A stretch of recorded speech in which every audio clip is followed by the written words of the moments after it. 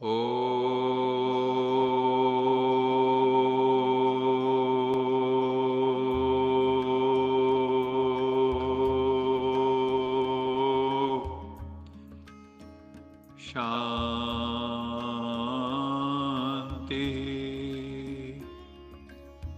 आज 13 दिसंबर 1989 की अव्यक्त वाणी रिवाइज हो रही है।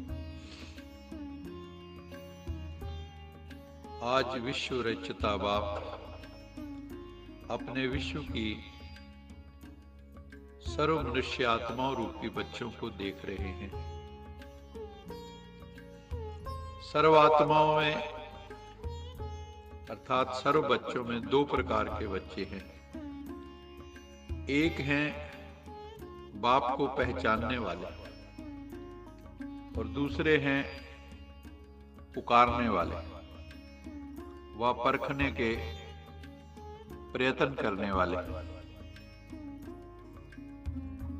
सर्व बच्चों में से पहचानने वाले व प्राप्त करने वाले बच्चे बहुत थोड़े और पहचान करने के प्रयत्न करने वाले अनेक बच्चे। पहचानने वाले बच्चों के मस्तक पर श्रेष्ठ भाग्य की लकीर चमक रही है। सबसे श्रेष्ठ भाग्य की लकीर है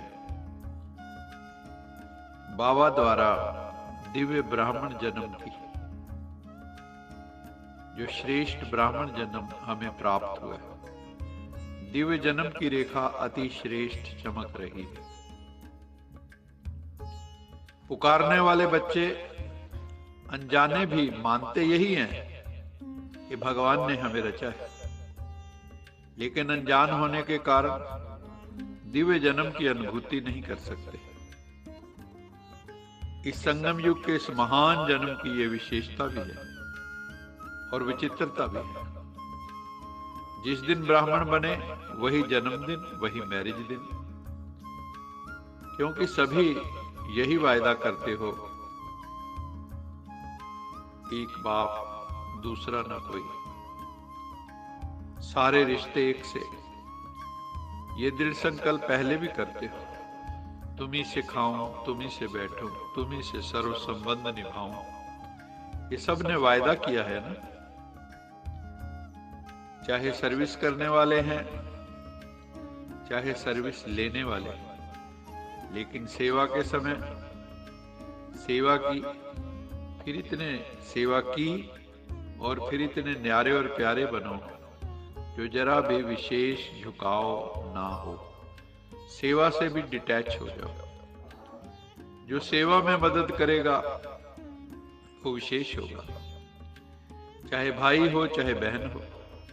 जो विशेष सेवा करता वो विशेष अधिकार भी रखेगा। तो सेवा के साथी बनो, लेकिन अंडरलाइन साक्षी होकर के साथी बनो। हर एक बच्चे के मस्तक पर विशेष 4 भाग्य की लकीरें चमकती बाबा ने देखी। पहली दिव्य जन्म की रेखा, डिवाइन बर्थ। दूसरी परमात्मा पालना की रेखा, ये परमात्मा स्वयं हमारी पालना कर रहा है, रूहानी पालना। फिर परमात्मा पढ़ाई की रेखा, वो गॉडली टीचर बन के हमें पढ़ा रहा है। एजुकेशन, स्पिरिचुअल एजुकेशन, सृष्टि के आदि मध्य अंत का ज्ञान। और चौथा निस्वार्थ सेवा की रेखा, सेल्फलेस सर्विस। सभी के मस्तक में चारों ही भाग्य की रेखाएं चमक रही हैं। आदि से अब तक चारों ही रेखाएं सदा यथार्थ रूप से चलती रहें, वो बहुत थोड़ों की है। बीच बीच में कोई न कोई बात में भाग्य की लकीर या तो खंडित होती है या चमक कम होती है, चमक स्पष्ट नहीं होती। जैसे हस्तरेखाएं भी देखते हैं, कोई की खंडित होती, कोई की एकरस होती है, कोई की स्पष्ट होती, कोई की स्पष्ट नहीं होती। और खंडित रेखा कभी भी अच्छी नहीं मानी जाती। अगर भाग्य की रेखा खंडित है तो यही कहते हैं कि भाग्य में व्यवधान जरूर आएगा। चाहे समर्पित हो टीचर्स बहनों की तरह, चाहे प्रवृत्ति में रहने वाले हो लेकिन बाप के डायरेक्शन से चल रहे हो। प्रवृत्ति वाले क्या कहेंगे? अपना कमाया हुआ खाते हो या बाप का खाते हो? बाप का खाते हैं ना, क्योंकि अपना सब कुछ बाप को दे दिया, तन मन धन सब प्रभु अर्पित कर दिया, तो सब कुछ बाप का है, तो बाप का दिया हुआ ही खा रहे हैं। चाहे कमाते भी हो लेकिन कमाया हुआ धन बाप के हवाले करते हो या अपने काम में लगाते हो। ट्रस्टी हो ना, ट्रस्टी का अपना कुछ नहीं रहता, गृहस्थीपन में अपनापन होता है। ट्रस्टी अर्थात सब कुछ बाप का है। प्रवृत्ति में रहने वाले भी चाहे तन लगाते हैं चाहे धन लगाते हैं, बाप की श्रीमत प्रमाण ही अमानत समझ कार्य में लगाते हो। ऐसे करते हो ना, अमानत में ख्यानत अथवा मनमत तो नहीं मिलाते हो। तो परमात्म पालना सब ब्राह्मणों को मिल रही है। स्वयं परमात्मा हमारी पालना कर रहे हैं। पालना की जाती है किस लिए? शक्तिशाली बनाने के लिए। माता की पालना का प्रत्यक्ष रूप क्या होता है?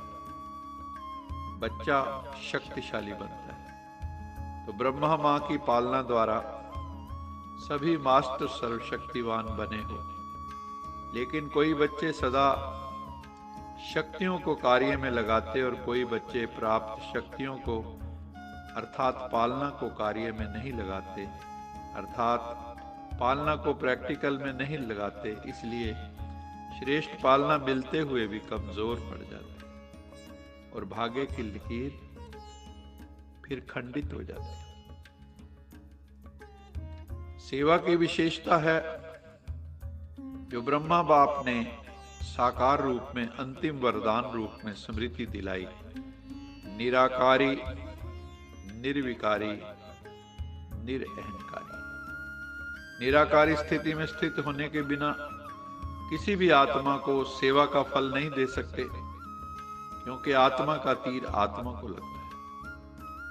स्वयं सदा इसी स्थिति में नहीं है, तो जिनकी सेवा करते हो वो भी सदा स्मृति स्वरूप नहीं बन सकते। ऐसे ही निर्विकारी, कोई भी विकार का अंश अन्य आत्मा के शूद्र वंश को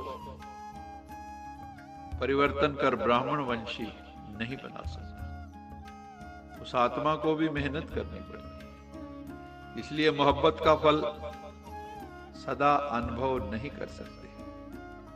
निरअहंकारी सेवा का अर्थ ही है फलस्वरूप वन झुकना, बिना निर्माण बने। निर्माण अर्थात सेवा में सफलता नहीं मिल सकती। जब तक नम्रता नहीं होगी, निर्माणता नहीं होगी, तो सेवा में सफलता नहीं मिल सकती। अहंकार से सेवा में सफलता कभी नहीं मिलेगी। तो क्या करना है? निराकारी बनना है, निर्विकारी बनना है, निरअहंकारी बनना है।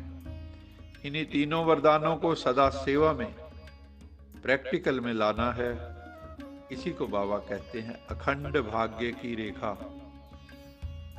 जिनकी अखंड भाग्य की रेखा है वही अखंड सौभाग्यवती।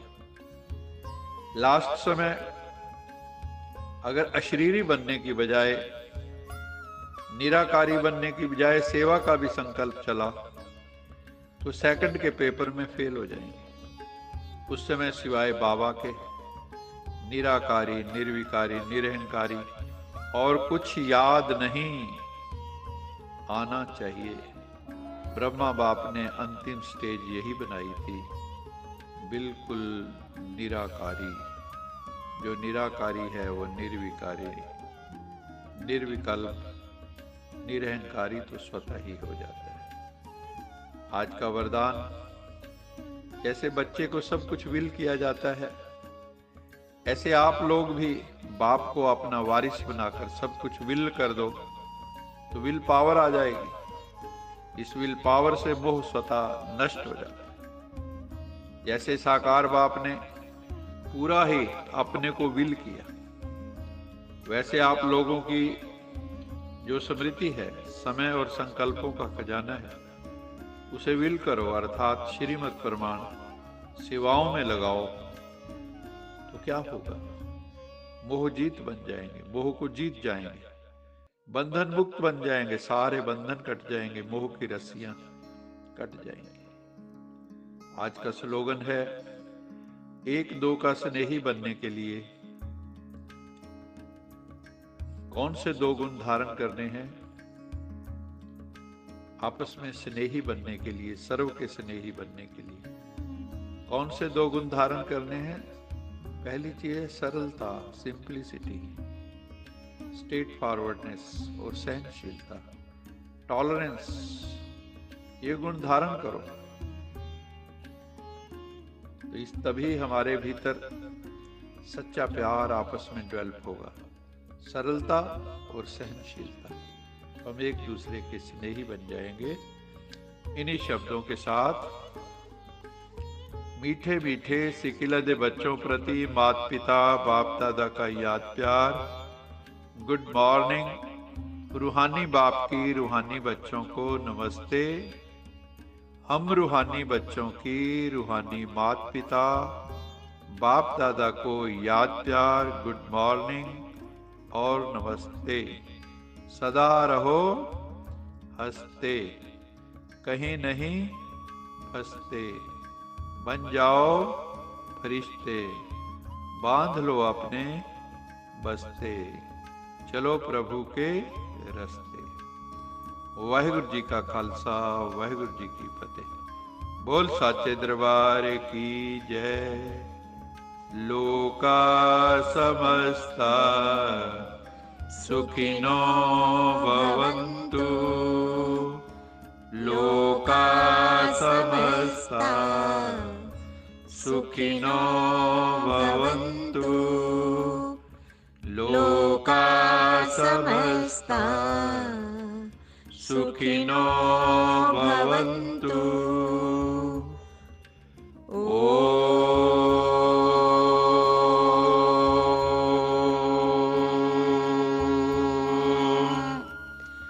शांति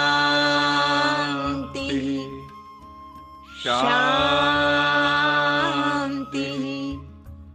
शांति।